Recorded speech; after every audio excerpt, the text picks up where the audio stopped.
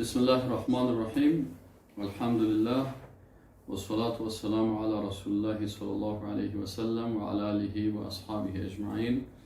اما بعد، خواهرای عزیز، برادرای محترم، السلام علیکم و رحمت الله و برکاته. درس ششم رو بخیر شروع میکنیم. در درس ششم حکم به غیر ما انزل الله است. در درس قبلی، در درس پنجم، ما و شما توحید حکم خواندیم و خواندیم که یکی حکم تکوینی هست و یکی حکم تشریعی و یک مسلمان باید مطابق ما انزل الله، آنچه که در قرآن و سنت است، حکم بکنه. امروز درس ششم ما و شما درباره حکم به غیر ما انزل الله هست. اگر کتاب پیشتان باشه کتابایتان باز بکنین. درس ششم قوانین حکم به ما انزل الله، منظورش چی است؟ به غیر ما انزل الله یعنی حکم به قوانینی که ساخت بشر است. بعضی قوانینی است که قوانین ساخت چی است؟ اینترنت را دیگه قطع شد.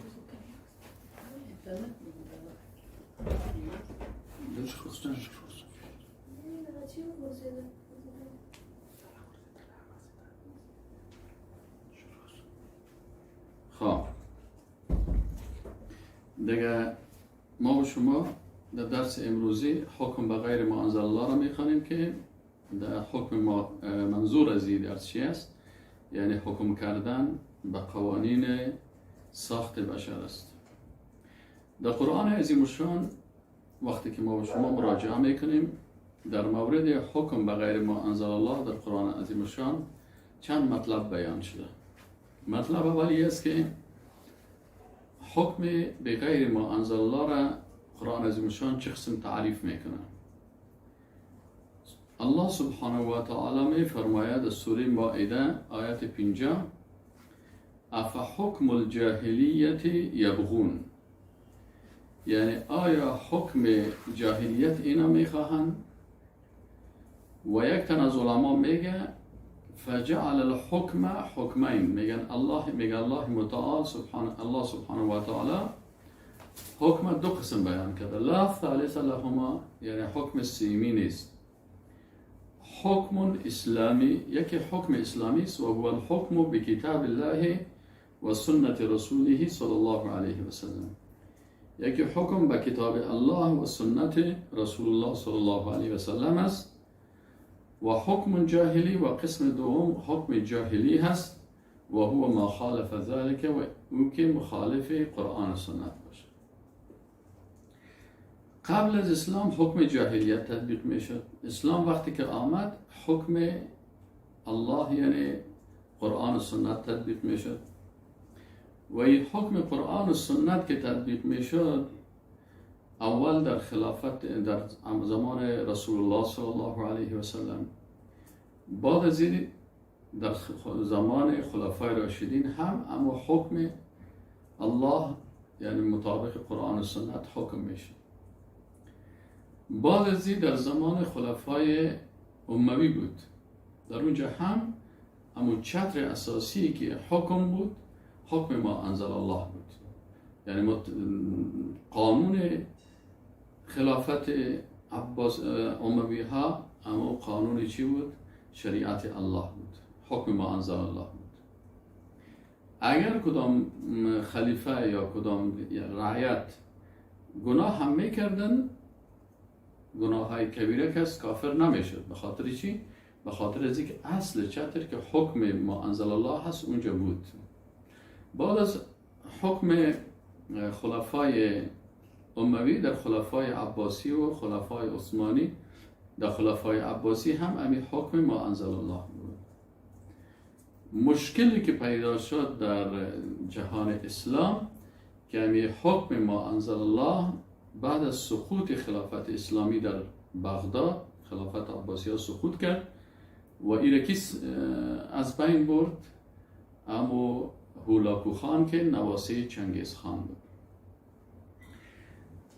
نواسی چنگیز خان وقتی که اینا آمدن کدام حکم مطابق چی میکردن؟ مطابق یک کتاب بود به نام الیساق، یساق میگفتنش یا یاسق میگفتنش. اینجا علامه ابن کثیر رحمت الله علیه در این وقتی که مثلا این خلافت سقوط کرد، علمایی که در این وقت بودن علامه ابن تیمیه رحمت الله علیه، علامه ابن کثیر رحمت الله علیه، اینی علما و بعد از علامه ابن تیمیه رحمه الله شاگردش علامه ابن قیم رحمه الله، اینا در این وقت زندگی میکردن، بنابراین دیدن که همین حکم ما انزل الله دور شد و عوض از این حکم به غیر ما انزل الله آمد.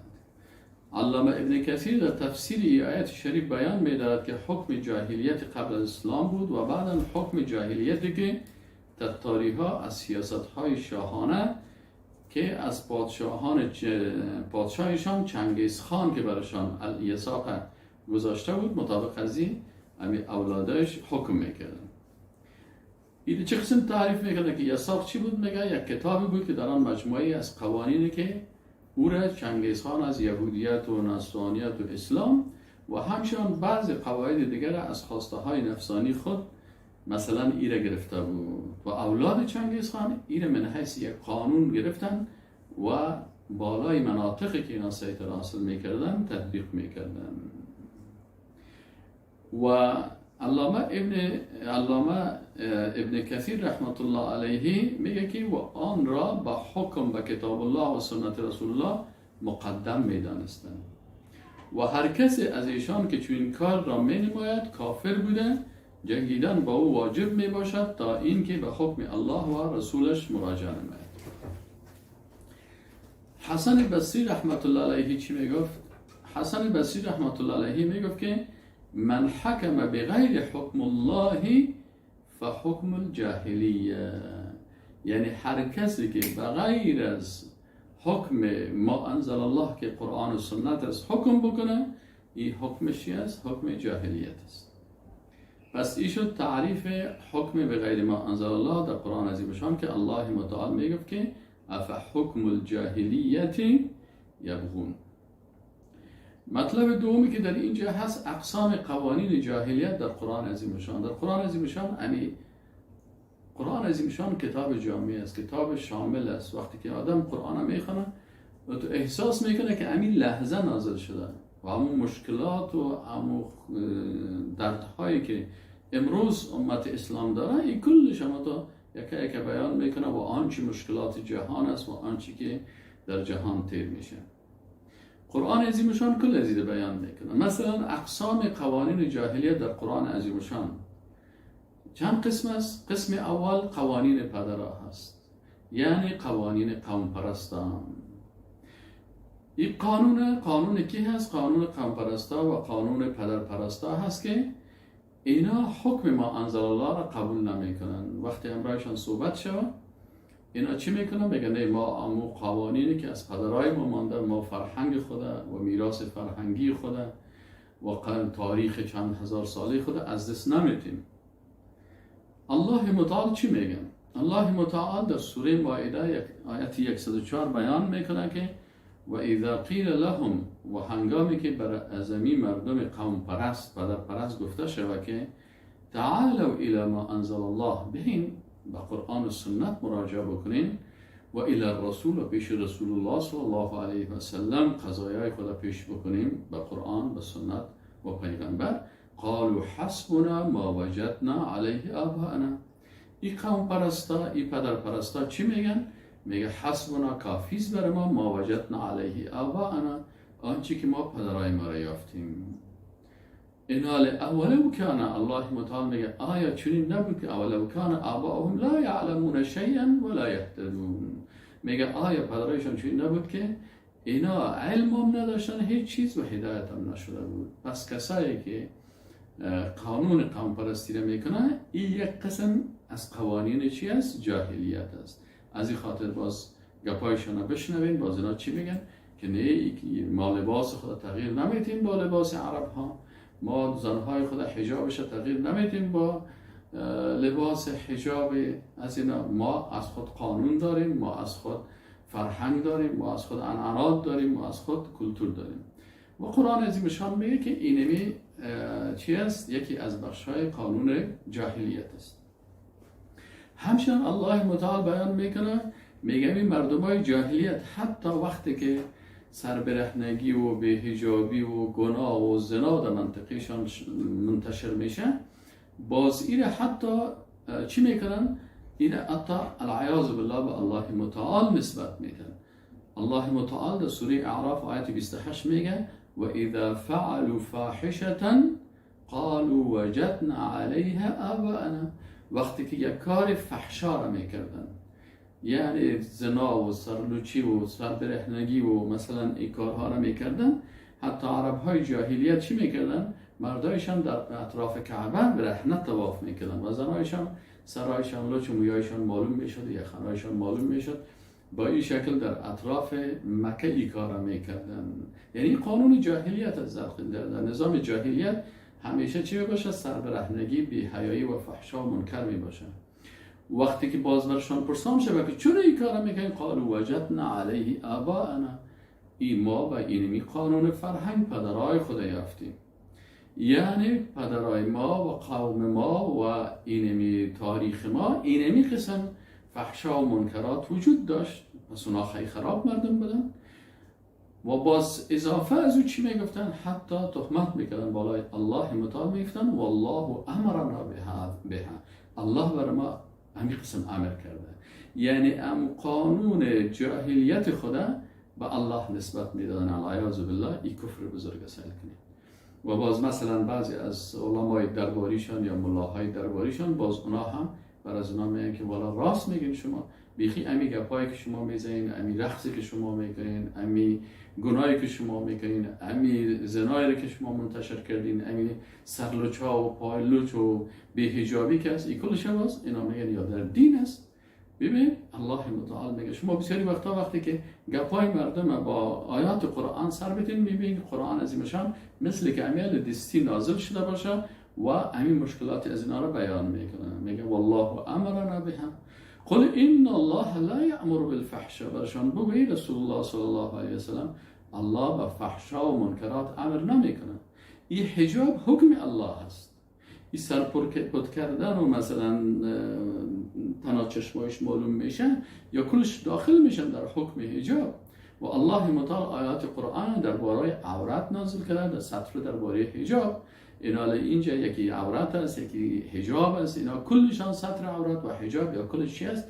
یا کلش در آیات قرآن و در احادیث رسول الله صلی الله علیه وسلم بیان شده است.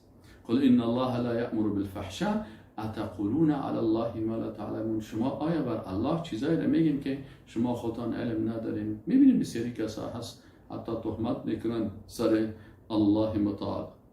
به هر صورت یک قسم از قوانین جاهلیت است که ما شما بشناسیم. دوم قسم از قوانین جاهلیت قوانین نفسانی هست. قوانین نفسانی چی هست؟ یعنی حکومت نفس توسط نفس برای نفس. ما یک حکومت جور میکنیم، حکومت مردم توسط مردم برای مردم. این قانون زیری که بسازه قانونش خود نفس ما میگه. اگر نفس ما گفت که شراب خوب چیز است، بس همینجا قانون گذارای ما چی میکنه؟ همین قانون هم میسازه. پس اینمی قانونه که مطابق خواسته های نفسانی هر چیز برای خودشان قانون گذاری میکنه. ایره الله متعال این هم در جمله قوانین جاهلیت حساب کرده. الله متعال در قرآن عظیمشان در سوره فرقان آیت 43 میگه که ارأیت من اتخذ الهه هوا. یا رسول الله صلی الله علیه و سلم، آیا ندیدی من کسی را که اتخذ گرفته الهه؟ ببینید اله معبود خود. معبود دو صفت داره، یکی ذاتش عبادت میشه و شریعت و قانونش اطاعت میشه. میگه آیا ندیدی کسی را که معبود قانون ساز خود کی گرفته؟ هوای نفسی خدا گرفتن، خواسته های نفسی خدا گرفتن. همین شما بسیاری از پارلمان های کشورهای طاغوتی را شما سیل بکنین، اینا همیشه مطابق خواسته های نفس خود، هر چی که نفسشان گفت اون جزء قانون میسازه. اگر نفسش گفت شراب بخور، باز اون داخل میکنه در قانون که شراب یک چیز قانونی هست که از شراب میخوره مشکل نداره. اگر زنا باشه او را هم همین قسم، اگر هم جنسگرایی باشه او را هم. اینا چی هست؟ ارأیت من اتخذ الهه هوا فانت تكون علیه وکیلا، آیا تو بالای از او وکیل میباشی؟ نه. بناء کسی که قانون نفسانی میسازن، مثل که آل نظام های دموکراسی ای قانون ها را میسازن، نظام های سکولر ای را میسازن، نظام های کمونیستی را میسازن، بناء این قانون از اینا قانون نفسی هست و این قانونی هست که در قوانین یکی از بخش های قوانین جاهلیت است. قسم سوم از قوانین جاهلیت قوانین طاغوت است. قوانین طاغوت، الله متعال درباره طاغوت چی میگه؟ در سوره بقره آیت 256 الله متعال میگه فمن یکفر بالطاغوت و یؤمن بالله، هر کسی که کافر شود به طاغوت و یؤمن بالله، باز ایمان به الله بیاره، فقد استمسک بالعروة الوثقی، یقینا که این انسان تمسک ورزیده به ریسمان محکم، یعنی قرآن عظیم الشان. خب حالا اینجا علامه ابن قیم جوزی رحمت الله علیه یک عالم بسیار بزرگوار است و بسیار در عقیده، یعنی ماشاءالله وقتی که کتابای ازیر و دلایل ازیر در عقیده بخوانی، اما تو قلب انسان مثل که در قلب انسان اما تو یک نور داخل شود. این عالم بزرگوار چی میگه؟ این میگه که طاغوت تا تعریف میکنه، مثلا در آیت قرآن طاغوت است. حالا این عالم بزرگوار طاغوت چه قسم تعریف میکنه؟ حالا هر کسی ببینی نمیتونه، مثلا ما بخیزم از دل خود طاغوت تشریح بکنم، یا کسی دیگه بخیزه چیز دیگه تشریح بکنه. وقتی که به این علمای بزرگوار مراجعه میکنیم برای ما تشریح میکنه، تعریف میکنه. علامه ابن قیم جوزی رحمت الله علیه در تعریف طاغوت چی میگه؟ میگه ما تجاوز به العبد حده، طاغوت اونمو چیزی هست که بنده از حد خود تجاوز بکنه، یعنی وقتی بنده از حدود خود تجاوز میکنه اینمی طاغوت است. من معبود او متبوع او مطاع، یا طاغوت بالاخره سه قسم میگه. طاغوت چی است؟ یا معبود است، طاغوت معبود. طاغوت معبود چی میگه؟ یعنی یک انسانی که بغیر از الله عبادت شود و او از او راضی باشه. مثلا بسیاری انسان ها هستن که در مقابلش یک کس رکوع میکنن، در مقابلش یک کس سجده میکنن، یک منکر است، یک کار حرام است، انحنا میکنه، سرش خود بسیار برش خم میکنن، یا در زیر پایش سجده میکنن، متوجه هستین، یا برش رکوع میکنن. اینی کارا را، یا مثلا زیر پایش مرغ یا گوسفند ذبح میکنن، یک عبادت از عبادت ها را در مقابل از انجام میدن. بنابراین اگر اینمی شخصی که در مقابلش عبادت شود این را منع نمیکنه و از او راضی میباشه و قرار در چوکیش اشته و سرش سهل میکنه و هنوز دست خودم سرش میمونه که بسیار خوب کار میکنه، امی شخص طاغوت است. این طاغوت معبود میگه. قسم دوم طاغوت متبوع هست. یعنی علامه ابن قیم سه قسم طاغوت میگه: معبود، متبوع بته، مطاع بطوی. خب حالا میایم مثلا ما و شما طاغوت میبینیم که معبود خب فهمیدیم که کدام یکی هست؟ یعنی کسی که عبادت میشه، مخلوقی که عبادت میشه و از این عبادت رضایت میداشته باشه، یا مردم میگه به زبان خود یا نمیگه، حداقل وقتی که میبینه که یک کس همین منکر میکنه مانع نمیشه، این طاغوت معبود است. الله متعال در قرآن عظیم چی میگه؟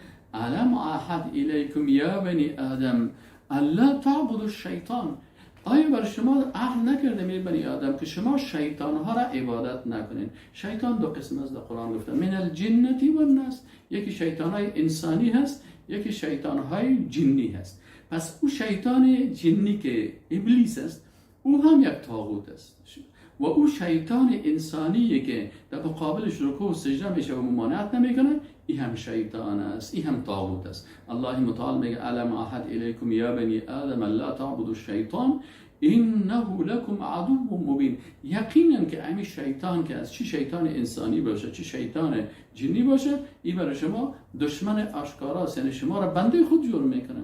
در آیت دیگه الله متعال میگه: الا تعبدوا، یعنی ای مردم آگاه باشین که عبادت نکنین الا الله و غیر از الله، اینی لکم منه نذیر مبین، من از جانب الله ترساننده و بشارت دهنده هستم. سوره هود آیت 2 است.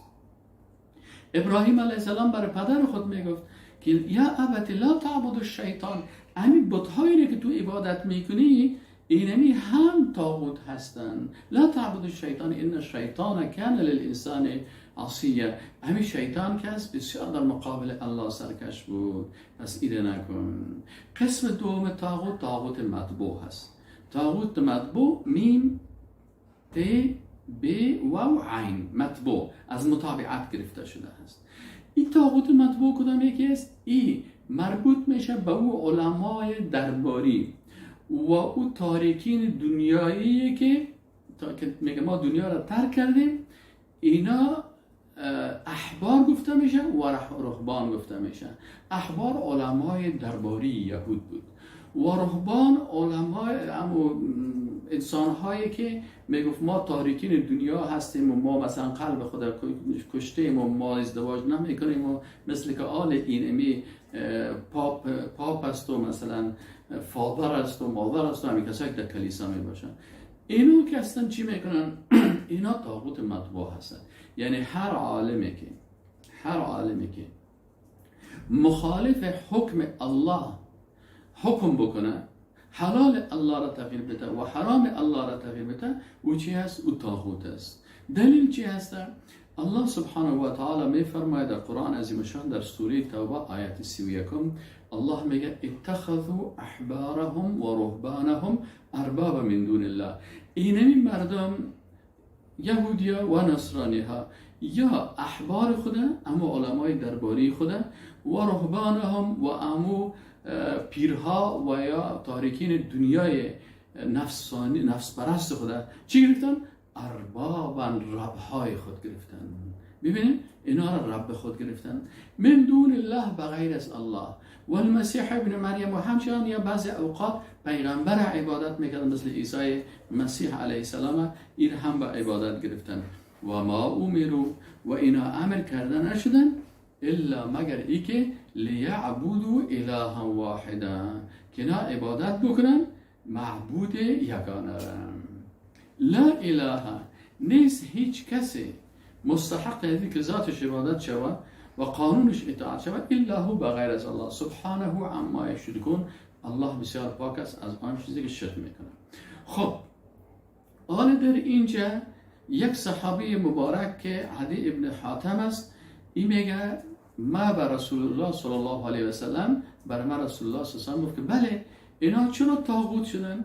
انهم احلوا لهم الحرام و حرموا علیهم الحلال. میگه اینمی احبار و رهبانشان چی کردن؟ حلال الله را حرام کردن و حرام الله را حلال کردن. اما اگه شما برین در کلیسا، اگر در کتابشان بخواین شراب حرام است، لیکن امی احبار و رهبانشان چی کردن؟ شراب برشان چی میکنن؟ برشان میگه این حلال است. بناءً فاتباهم، پس اینا متابعت کردن. فذلك عبادتهم ایاهم. اینجا رسول الله صلی الله علیه و سلم میگه وقتی که از اینا متابعت کردن، اینمیا یاره عبادت کردن. یعنی عدی ابن حاتم رضی الله تعالی عنه در بعض روایات دیگه اوت میگه که عدی ابن حاتم رضی الله تعالی عنه میگه من به رسول الله صلی الله علیه و سلم گفتم که ای رسول الله صلی الله علیه و سلم، ما خو امی احبار یا رهبان خود عدی ابن حاتم رضی الله تعالی عنه قبلا نصرانی بود و این مسلمان شده بود.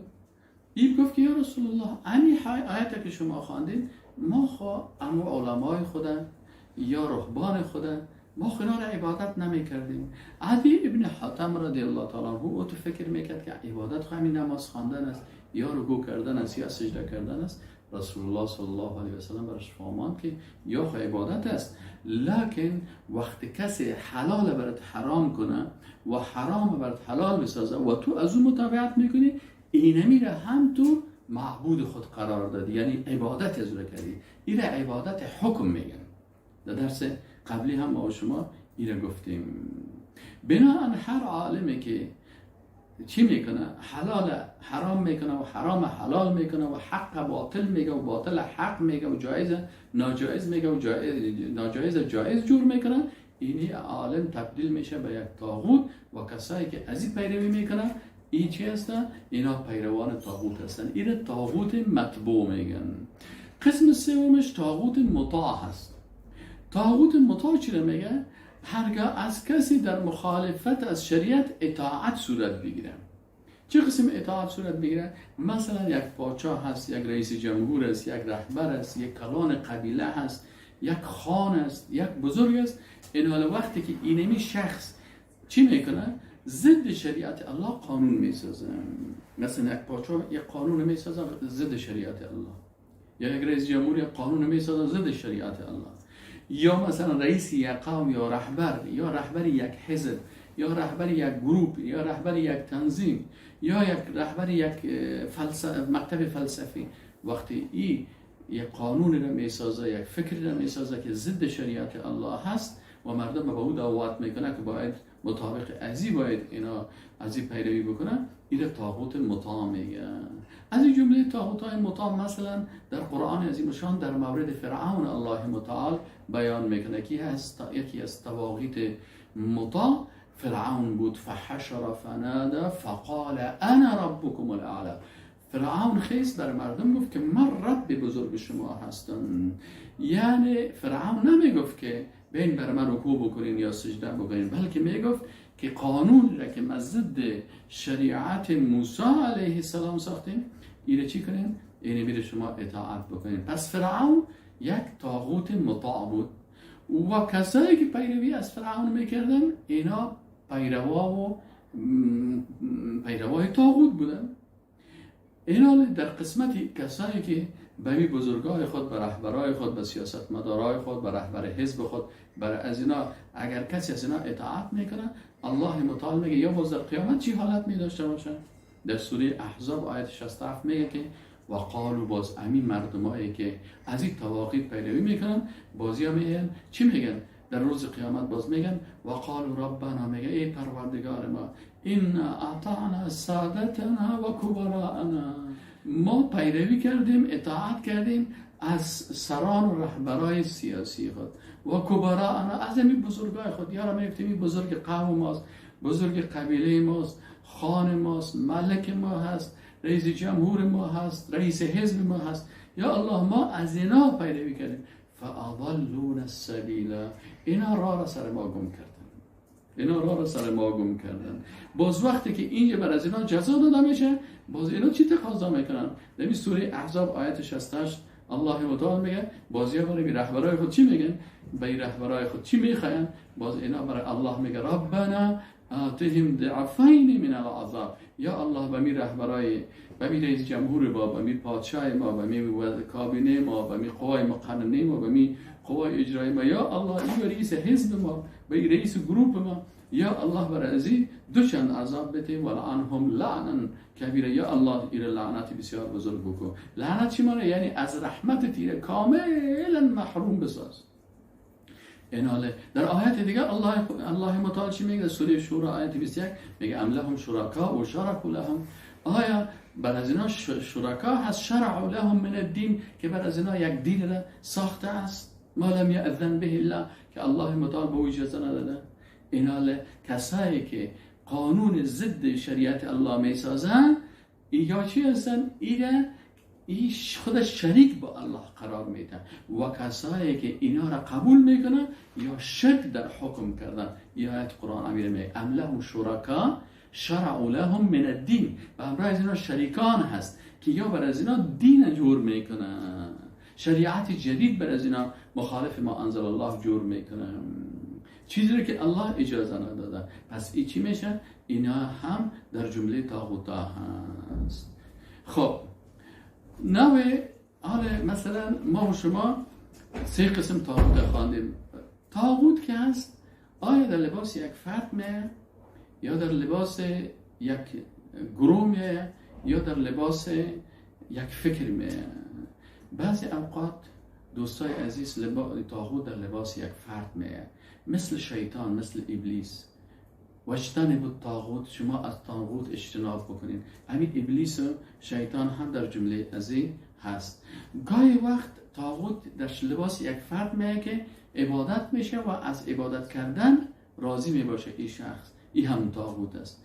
گاهی اوقات اینمی طاغوت یک فرد دیگه میباشه که چی میباشن؟ ادعای علم غیب میکنن، مثل فالبینا. شما هر فالبینه که ببینین این ادعای علم غیب میکنه، مثلا برات میگه یک هفته با سر تو چی میشه، یک ماه با سر تو چی مشکل میشه، یعنی ادعا میکنه که من غیب میفهمم.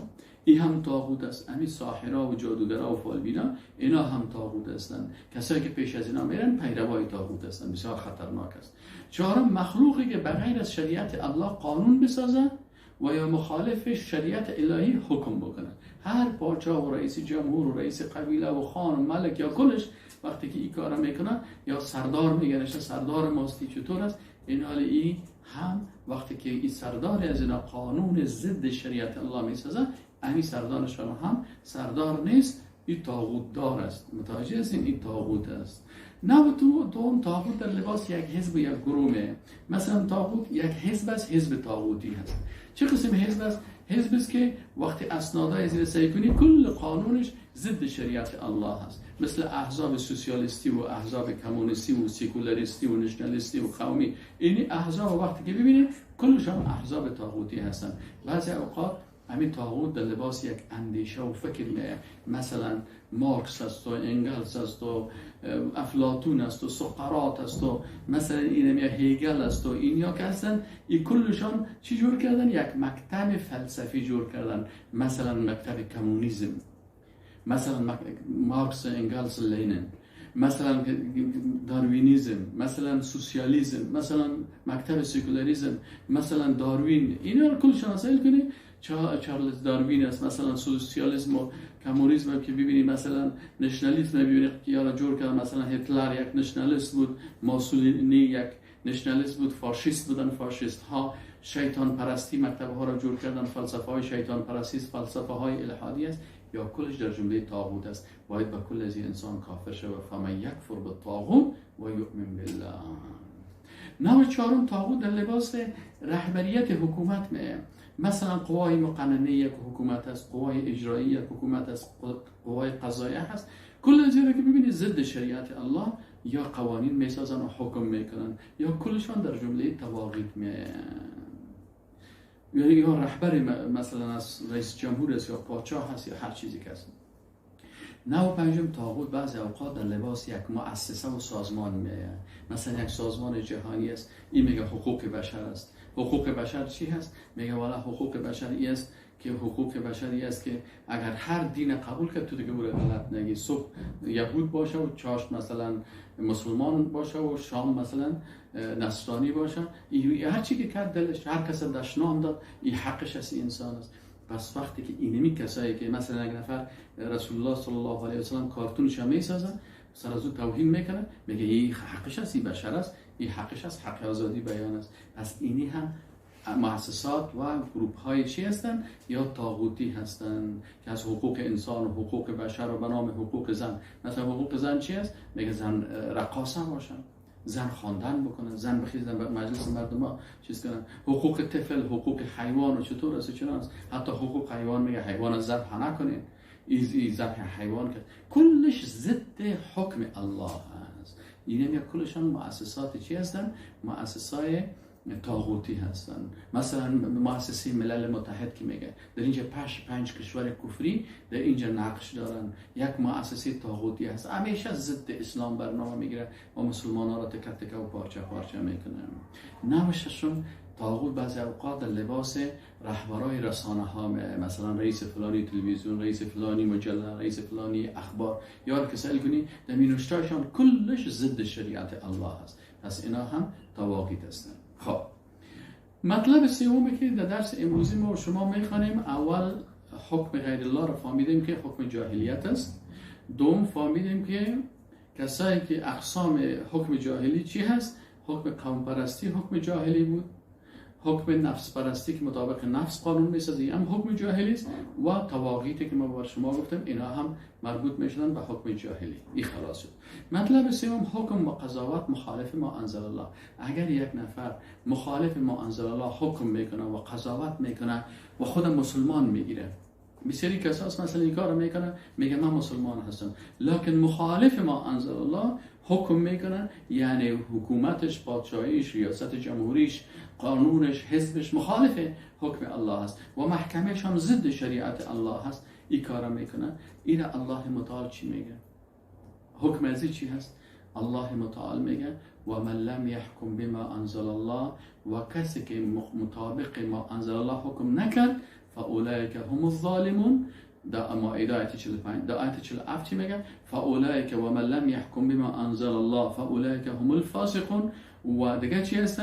و من لم یحکم بما انزل الله فاولئک هم الظالمون. ظالم است، فاسق است و کافر است. این باز حالاتش فرق میکنه. اگر خودش قانون گذار است و قانون میسازه و ضد شریعت الله قائم میسازه فاولئک هم الکافرون. اگر قانون نساخته اما خودش ضد شریعت الله یگان حکم میکنه، رشوت میخوره، قاضی است، این چی هست؟ این ظالم هست. و اگر یک کسی خودش حکم الله را سر خود تطبیق نمیکنه، مثلا نماز یا مثلا روزه یا حج یا زکات یا چیزایی که سرش فرایض است حکم مطابق حکم الله عمل نمیکنه، بازی چی هست؟ این فاسق گفته میشه. مطلب چهارمی که بفهمیم او چی هسته؟ خب مثلا یک کسی از قانون سازای طاغوتی پیروی میکنه، کسی از این قوانینو که اینا جور کرده از این کسی پیروی میکنه. الله متعال میگه فمن یکفر بالطاغوت و یؤمن بالله. علامه شنقیطی چی میگه؟ فالکفر بالطاغوت الذي صرح الله بانه امرهم به في هذه الايه شرط في الايمان. میگه امی کافر شدن به طاغوت این خودش چی هسته؟ این شرط ایمان است. شرط ایمان است. شرط ایمان چی هست؟ که انسان مسلمان از قانونسازان طاغوتی پیروی نکنه. اگر کسی از اینا پیروی میکنه در حقیقت اینا پیروی از چی میکنه؟ از سادتنا و کبراءنا فاضلونا سبیلا که ما شما گفتیم. و از این خاطر این عالم چی میگه؟ میگه وقتی که آیت قرآن گفته که فمن یکفر بالطاغوت، این شخص به طاغوت کافر نمیشه بلکه میره پیروی از اون میکنه، اطاعت از اون میکنه، تابعیت از اون میگیره. اینجا این عالم بزرگوار چی میگه؟ میگه سعی کنیم خوب دقیق گوش بگین. علامه شنقیطی یک مفسر قرآن است میگه فالكفر بالطاغوت الذي صرح الله بأنه أمرهم به في هذه الآية شرط في الإيمان.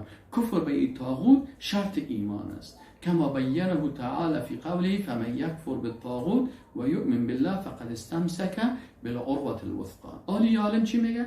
میگه فيفهم منه انه من لم یکفر بالطاغوت، اگر کسی به این طاغوت کافر نشه لم یتمسک بالعروة الوثقى، این به قرآن تمسک نورزیده. و من لم یتمسک بها فهو مترد من الهالکین. این شخصی که تمسک به قرآن نگرفت این چی هسته؟ این از جمله هلاک شونده ها هسته. پس این سبب هلاکت انسان میشه. مثل که باز امی انسان در روز قیامت باز میخیزه میگه که ربنا انا اطعنا سادتنا و کبراءنا. ما خود این کلانای خود پیروی کردیم، این کلانای ما خود طاغوت برآمدن. تو چرا نمیفهمیدی؟ تو چرا قرآن گوش نمیگرفتی؟ تو چرا درس قرآن، آیات قرآن گوش نمیگرفتی؟ این برات گفته نشد؟ گفته شد، اما چرا عمل نمیکردیم؟ این مطلب پنجمی هست که محاکمه خواستن در محاکم طاغوتی.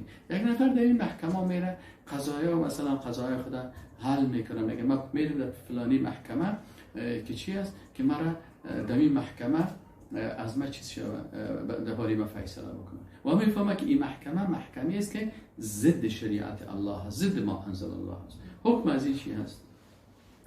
در امو مسئله الیساق کتاب چنگیز خان، اونجا چنگیز ها امی هولاکو این وقتی که آمد خلافت اسلامی را سقوط داد، بازی این دو تا محکمه ساخته بود.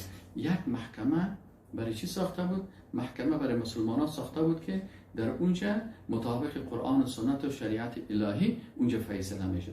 و یک محکمه دیگه ساخته بود که در اون محکمه مطابق قانون چنگیز خان که الیساق است، در این محکمه چی میکرد؟ در این محکمه مطابق از او حکم میشه. پس کسایی که در اینجا بود برش میگم دلت مسلمان هستی، دلت هر چی هستی، این دو محکمه است، در کدام محکمه میری؟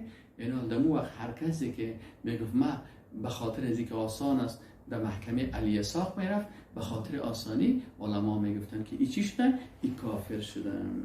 نظر به چی ای کافر شده که در این محکمه رفتن؟ الله متعال میگه الم ترى، سوره نساء آیت 66 آیت 60 الله متعال میگه الم ترى الى الذين يزعمون. آیا ندیدی به طرف کسایی که گمان میکنن؟ چی گمان میکنن؟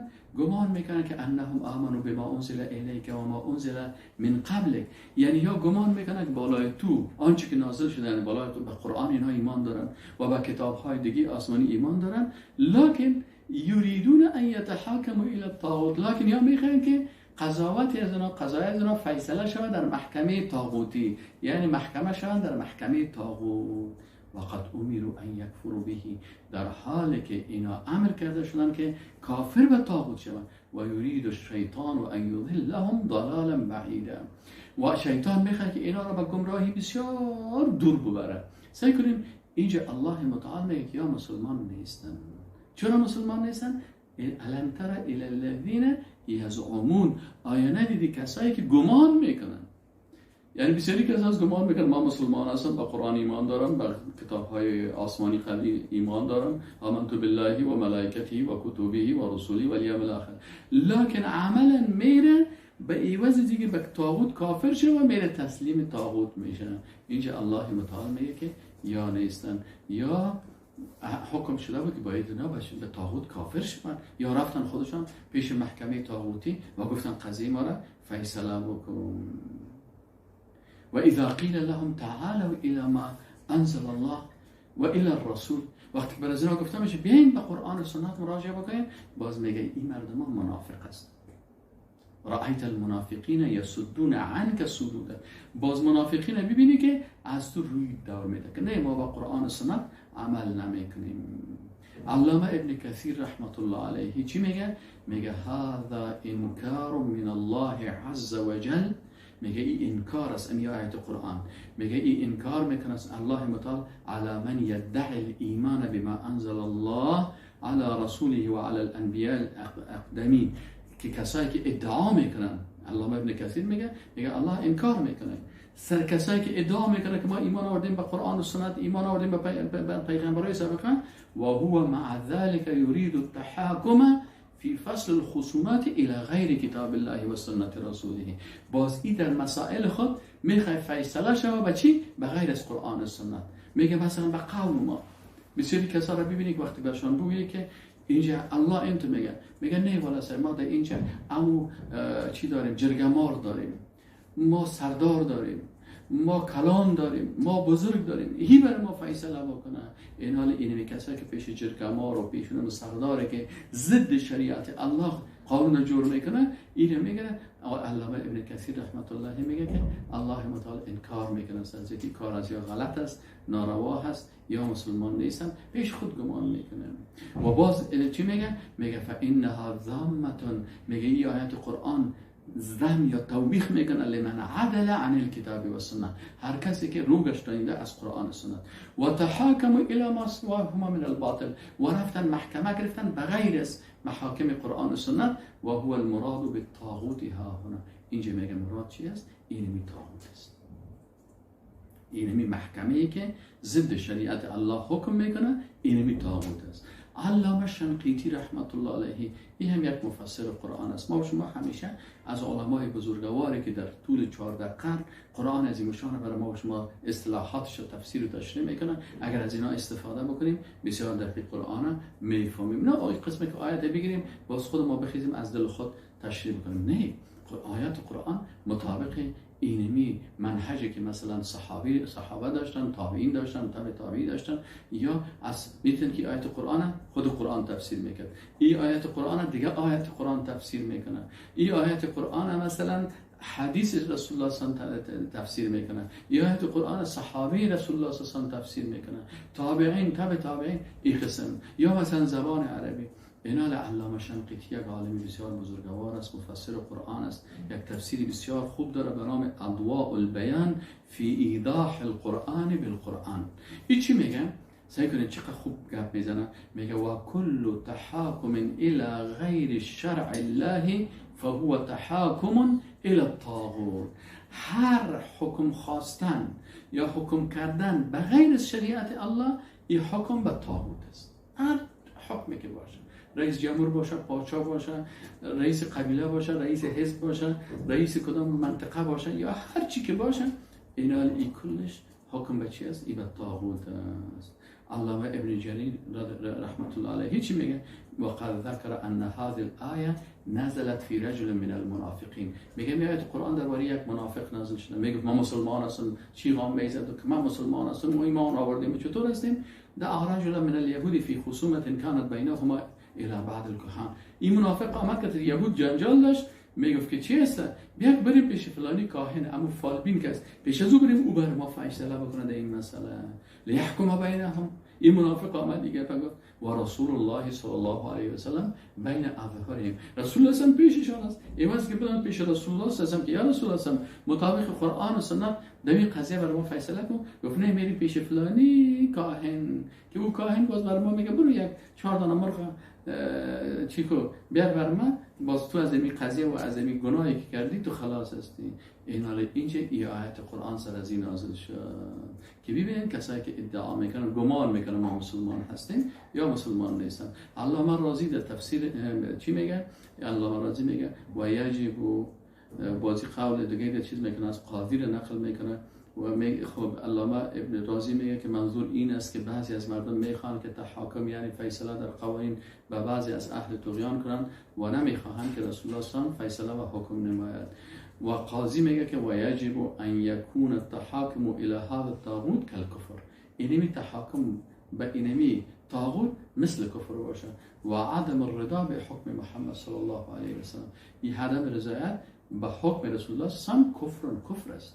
چرا یک نفر که حکم رسول الله صلی الله علیه و سلم قبول نمیکنه، قرآن و سنت قبول نمیکنه، در همین قضیه که بین از اینا شده میگه نمی کفر است.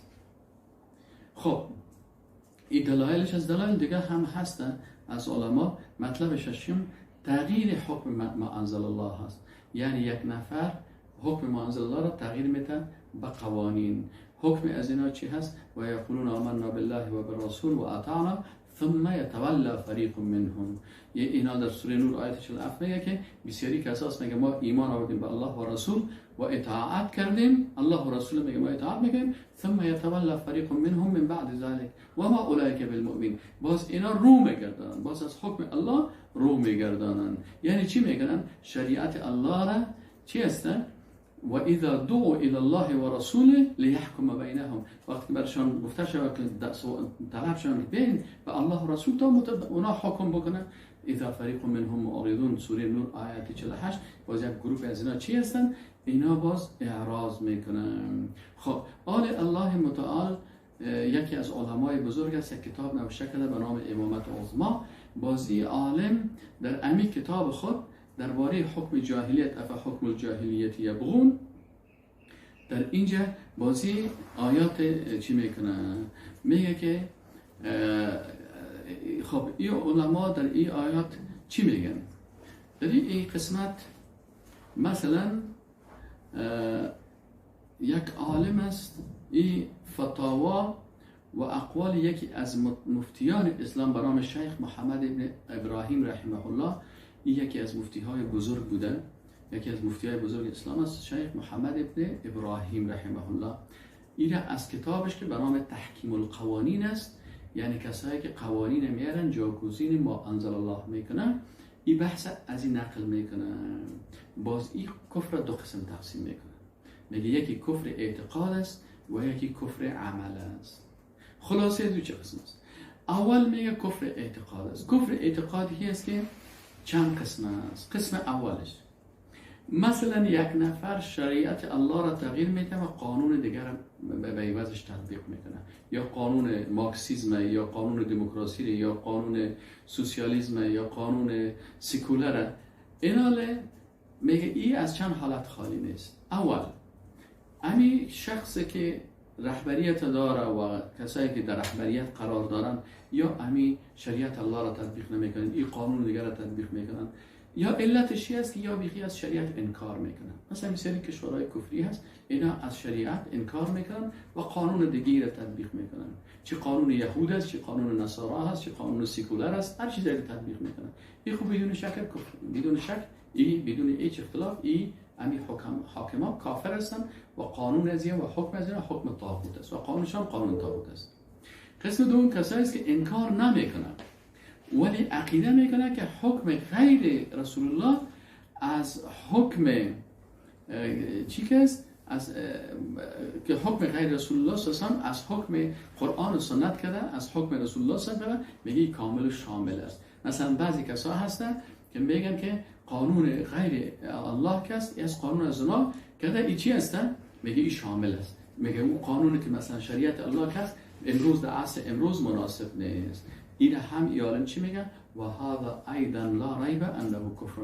این هم میگه این شک نیست که این هم کفر است. قسم سومش هم زود میگم که وقت ما شما پوره شده، وقت کم است. قسم دوم است که نمیگه که بهتر است و نمیگه که چی است، نمیگه که این قانون بهتر است و انکار هم نمیکنه، بلکه میگه دویش مثل یکی دیگه است. میگه این قانون که است مثل شریعت ها است. پس اینجا بین این قسمت عالم چی میگه؟ فهذا كالنوعين اللذين قبله في كونه كافرا الكفر ناقل عن المله. این هم کافر میشه، کفر ناقل از ملت. چرا؟ این شریعت با امرای قانون انسان ها مساوی قرار میده. چهارمش است که قانون چی میکنه؟ میگه که این مثل از ما نمیفهمم، نمیگم که این مثل از او هست. خیلی چرا این قانون آوردید؟ میگه که این بهتر هم نمیگم، بلکه جواز چی نه، بلکه چی میگه؟ میگه که جایز است. یعنی میتونه انسان که به این حکم بکنه. من نمیگم که این قانون بهتر است، نمیگم که مثلا او رو انکار میکنم، لکن جایز است. یک نفر دلش میخواد ایره بکنه، ایره بکنه. یا عالم چی میگن؟ فهذا كالذي قبله يصدق عليه ما يصدق عليه لاعتقاده جواز ما علم بالنصوص الصريحة القاطعة تحریمه. اینا چی میکنن؟ این امو چیزی که حرام میگه این رو حلال جور میکنن. یعنی میگه جایز است که ما مثلا قانونهای دیگر رو بیاریم، قوانینی که دو زنا جایز است، دو شراب جایز است، دو فلانی هست. پس وقتی که بگه که میره به خاطر همین جایز است، در این صورت هم این حاکم کافر میشه. پنجم به این عقیده هست که نه، اسلام مراجع دارن، مثلا مرجع دارن، شریعت الله از قرآن و از سنت و از اجماع و قیاس گرفته شدن و میگه قانون فرانسه و قانون امریکا اینا هم از مذاهب مختلف و از قوانین مختلف گرفته شدن. این هم این حالا میگه فای کفر فوق هذا الکفر. این هم میگه کفر است، از اینکه کفر دیگه ای نیست. و ششم قوانینی که رؤسای اشاعره و قبایل این تطبیق میکنن. این قوانین که میگه که مثلا ما خود ما سردار داریم، ما خود ما خان داریم، ما خود ما ملک داریم، ما خود ما بزرگ داریم، ما خود ما رئیس جرگه قومی داریم، اینه می فیصله میکنه این مسئله. این هم در این 6 حالت میرسه که این حکم به غیر ما انزل الله هست. و یک حالتی که امو حاکم کافر نمیشه که قسم دومش هست که او رو چی میگن؟ کفر دون کفر میگن. او در کدام حالتی است که یک چی است؟ این چی میگه؟ یک عالم میگه یجب علی طالب العلم ان يفرق بين التشريع الذي يجعل النظام يمشي عليه ويستبدل به القرآن وبين ان يحكم في قضيه معينه. این میگه فقط در یک حالت است که این کفر دون کفر است، یعنی کافر نمیشه. او کدام حالت است؟ وقتی که یک حاکم شریعت تغییر نداده، نظام، شریعت، قانون کلش است، لکن خود از چی میکنه؟ خود از یک گناه را میکنه. باز امی حاکم به خاطر خواسته نفس اگر زنا کرد یا شراب خورد، باز این کافر نمیشه. مثلا در زمان خلفای اموی و عباسی اینا شریعت الله تطبیق میشد، اصل شریعت الله بود، نظام الله در محاکم، در دولت، در حکومت، قوای قضاییه، مقننه، کل شریعت الله بود. این چطور تغییر نکرده بود، لکن باز یک حاکم یا یک والی یا یک قاضی به خاطر خواسته های نفسی خود در یک جای حکم مثلا زمین یک کس را میگه به یک کس دیگه میداد، بازی در جمله کبایر حساب میشن. این کفر دون کفر میشن، چون اصل چتر تغییر ندادن. اما کسایی که مثل هولاکو خان واره چتر از بین بردن و قانون الله را از بین بردن و تنها آوردن مثلا عوضش قانون دیگر میره، او در 6 حالت داخل میشه که بازو هیچ حالت دیگه چیز نداره. و کسی که به قانون الله تسلیم نمیشه، آخرین نقطه هیچ حکمش است. الله متعال میگه فلا و ربک لا یؤمنون حتی یحکموک فیما شجر بینهم. الله میگه یا مؤمن نیستن تا وقتی که رسول الله صلی الله علیه و حکم قرار بدن در چیزی که اختلافات دارن، ثم لا یجدوا فی انفسهم حرجا مما قضیت، باز دل خود هیچ دلتنگی نداشته باشن و یسلموا تسلیما و 100% تسلیم شوند. اینجا الله متعال قسم یاد کرده به ایمانا که اینا مؤمن نیستن تا وقتی که به شریعت الله تسلیم شوند. و السلام علیکم و رحمت الله و برکاته.